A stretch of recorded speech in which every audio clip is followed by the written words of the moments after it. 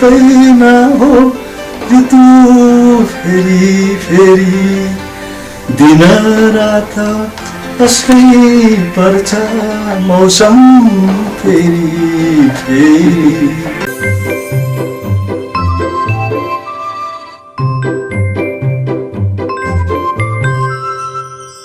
जब जब चुनौती हुन्छ त्यहाँबाट सिर्जनाको एउटा अवसर हुन्छ त्यहाँनिर त्यो अवसर खोज्न सक्यो भने जिन्दगी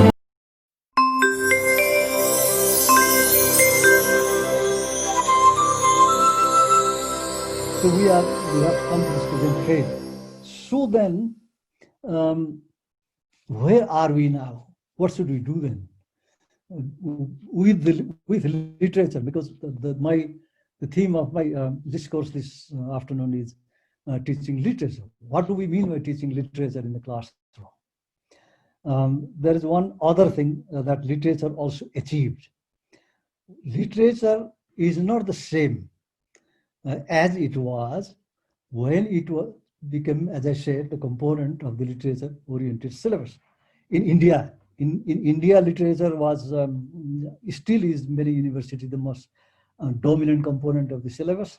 But what happened after that? What happened after that is very clear. For example, English literature written in English. We in the Central Department of English changed the name. We didn't call ourselves, even we don't call. We cannot change the whole thing because it is in the protocol of the university established over a century, half a century ago, 70 years ago. We cannot change it. It is in the statute of the university that there should be a Department of English. But we changed the name into Department of Literature written in English. So why we did that is because we have to address that question. The question is, literature written in English means people from this part of the world jump the bandwagon. They wrote literature in English. Amar's collection of stories is also published from Delhi. So we have also joined the bandwagon.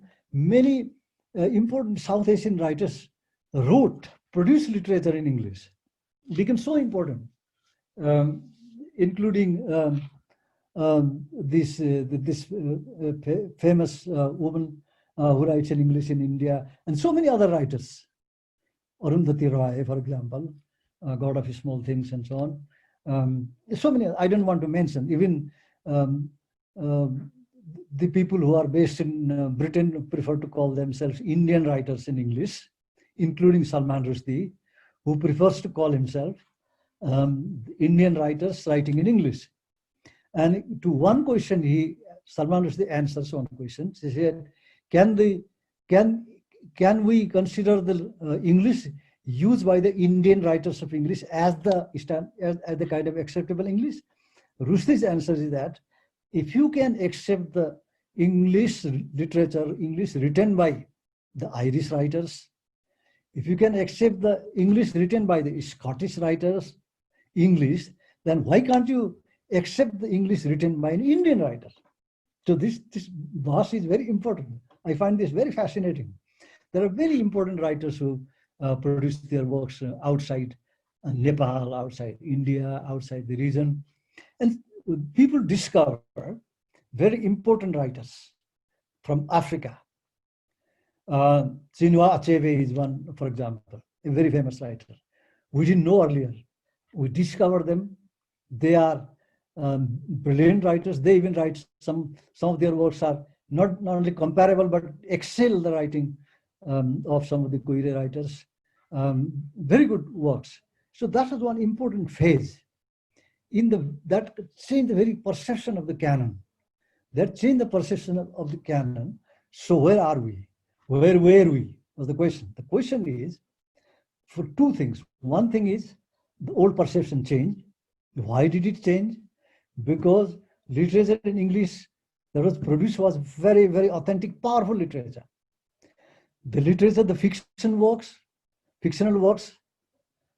some of Nepal, so if you like, I remember Manjushri's novels at this stage, and others, and so many fiction writers in South Asia and Pakistan, for example, and also other countries of Africa and so on, their fictional works became not just the formal fiction or a drama, they became the representative voice of the people of the region, cultural voice. They expressed the pain, as Ramji has been organizing a seminar on pain and literature. They expressed the pain of a different kind of pain, which the native speakers of English had not perceived before. The pain was different. The pain that were defined earlier, for example, in the works written by the native speakers was not very direct. But this writing, these works, not only celebrated, their pain was also celebrated. Can pain be celebrated? Yes. As Albert Camus says, create dangerously. They chose the English language and created dangerously. They kind of fictionalize the pain. So that is how the trust on literature written in English became very, very, very powerful and important. That is why the earlier question, this relation, the binary between language and literature for English language teaching class was not very necessary anymore. Because the NELTA was also headed by some of the very literary persons like Govindaraj Bhattarai and others. So this became a kind of a very important working together kind of a spirit. Working together kind of a spirit. And this fiction were there to be accounted for. They were there. Literary writings in English were there. Regional writings. So were they part of English language teaching then? This is a very important question. Yes, because people, by using those literary works, started talking, writing, discoursing, organizing seminars, writing in papers and holding different concepts. And English literature written in English, Sahitya, English, became part of the discourse, especially when it came to writers like Arundhati Rai, because they use the fiction. They use the fictional words to talk about the power in the society. They made literature the voice of the people, the pain of some medium of expressing the pain of the people or the joy of the people. So that became a very important post-colonial achievement. So that kind of achievement then is there. So this poses a question to the English teachers of the region, that is, are you only going to use the kind of a ELT syllabus when teaching English into the classroom, or are you also addressing some of these issues, some of the contexts that took rise, that gave birth, let's say, that gave birth to these fictional works, to these theaters, to these dramas, to these poems, body of poetry? Do you still want to be limited to your methodology, English language teaching methodology? The answer is not very clear. But a second generation of compromise happened. And this compromise is tacit, silently. People teach English in the English classroom. They use the TESOL method. They use English teaching as a foreign language method. But at the same time, they use the text. They talk about what the writers have been writing. And English language comes out prominently in these literary works. So the literary works were just the works of Shakespeare or Wordsworth or Longfellow, or Rabindranath Tagore for that matter. They were the works of the contemporary spirit and times. And so now I just want to turn to very briefly to a few questions of methodology. If we use English literature written in English, let's say, we can also use some translated works, very good translated works. Lazim Prasad Devgota translated Nepali poetry and published in Indrani in 1956. Those works are very, very prominent, very important. Some of the very good translations have been made in, and translation itself has become, sorry, I just want to go back to translation very briefly. Translation also was part of that English language, English literature-oriented syllabus. Previously, I forgot to mention that. When the syllabus were English language oriented, translation was an important component of the syllabus. Students were given the text, Nepali text or whatever, and they were asked to translate. The translation, some of the translations are produced very, very funny results also. Like when I unsuccessfully started teaching at Padma Kanya, I gave one sentence, and one girl turned out and gave me one sentence. She says, Nepali women eat their husbands before eating themselves, she wrote. What she was translating is Nepali स्वास्नी मान्छेले husbandलाई खुवाएर मात्रै खुवाउँछन् भन्ने टाइपको थियो. And then she said Nepali women eat their husbands before eating themselves. And they could not even simply translate one simple word, simple sentence into manageable idiomatic English. So translation was also an important component. But now, coming back to the present time, translation also has become a very important power. Translated literary works have become also power. I don't know how much time I have. Half an hour? Sir, you have remaining nearly 20 minutes around. Okay. I'm looking at the time here. And then what can we do? Can we incorporate literature into our syllabus? My perception is, yesterday when DN asked me to give me a topic, suddenly it occurred to me, why not literature? Because teaching, including literature in the syllabus component, would be feasible, viable alternative for a number of reasons. The reason is that, first, literature is no longer a rival to the ELT method. Literature, the language of literature can enhance the very process of ELT, TESOL, whatever. We can. The communicative, it can enhance the process. After all, it is the question of teaching language. Teaching language, making students able to communicate in English. That is the method. So where do we use the English language component? By using this virtual method, we are facing these challenging times now. This method, which is a very wonderful method, I can see 5, 6, 7 people on the screen, but I expect that there's some more, about a more dozen people would be there participating somewhere, including the president of NELTA, a very dynamic lady, Motikala Shabbadevan. She must be somewhere listening to me or not listening to me. One can attend the seminar also by not listening. And also, there may be some more people here. The point I'm trying to make is that using literary component in syllabus, now we can perhaps achieve some important results. The results are two. One is the effect of literature itself. Effect. I'm talking about the psychological effect.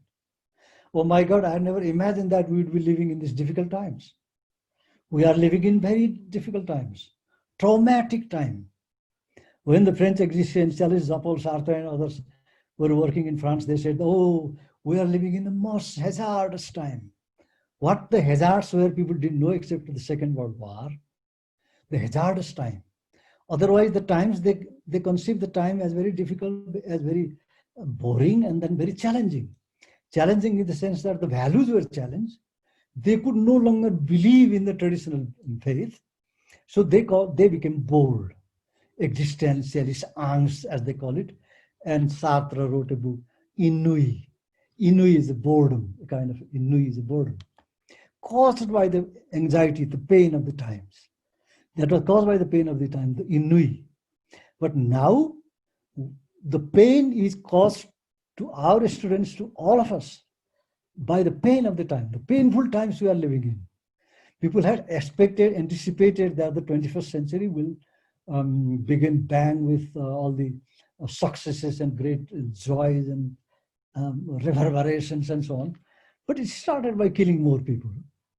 One earlier figure, but now the figures have changed, shows that human beings kill more people than nature, but now nature is out to kill. So the 21st century didn't begin very well. But what happened was that in 21st century, in English language, French also, I read French also. In French language also, people produce tremendous amount of very good literature. And the literary works, including the work of Saranarthi, who in Australia, who produced a book recently, including that, they will produce these books and become part of the modern life. The Inui is very much important. So the children, the teachers, the students, all are going through this very difficult period of Inui, period of boredom, period, and then the challenge now is not only just to teach structurally, but also to perhaps teach, to liberate the children. Motikala, I can see Motikala, a lot of books. She's sitting in front of so many books as usual. That is her character, always with books. Then this is the period when we are going through this very difficult period of the Inui, the boredom. So by teaching literature, we can achieve two things. One, we can teach language very productively.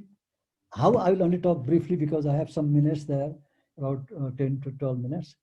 And secondly, we can use literature as to teach, to liberate the mind of the children, to free them from the Inui, to the teachers, to everybody actually. And that is how. But how can we use it? We cannot afford to be ambitious. Before the NELTA president watching there, I cannot golf or any way I like, because that's why I just want to very briefly suggest a few methods of using English literature in the classroom. We can prescribe. We should prescribe some texts. In syllabus, we should prescribe some English literary text. The text should be, though, written in good English. Should be written in good English, though. And as I can see such a number of literary texts that were given to me by some people some years ago, and I took them 2.5 years ago to Britain, and in the evening I read Chandravir Lakshamba. I have to give that book of translation. Most of the translations were done by my students. I became so angry with them. I left the book there, but as soon as I came, I called all of them and then became so angry, furious. Such a bad translation. The words should be, because they don't know how to translate, but they just did it overnight. They should be properly translated, or most probably originally written in English. Those textbooks, not only from Nepal, but also from this region where we share a lot of territorial and the cultural and then similarities, like once again I'm thinking of the Arundhati Roy and others, books like that. We should select some of the novels, some stories, poems, poetry for that matter, and according to the level of the students, we should prescribe them.